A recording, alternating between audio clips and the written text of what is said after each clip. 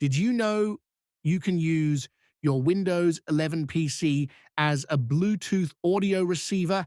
That means you can stream music or audio from your phone, tablet, or another device directly to your computer speakers. In this video, I'll show you exactly how to set this up in just a few simple steps. Let's dive in. First, make sure your PC has Bluetooth capability. Most modern laptops do, but if you're on a desktop, you might need a Bluetooth adapter. To get started, go to Settings, then click Bluetooth and Devices. Make sure Bluetooth is turned on.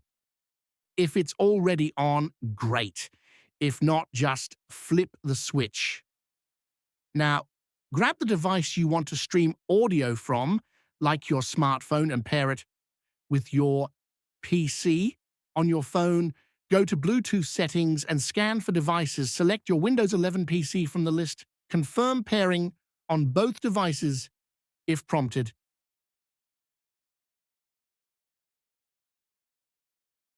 To receive audio over Bluetooth on your Windows 11 PC, you'll need to download the Bluetooth Audio Receiver app from the Microsoft Store.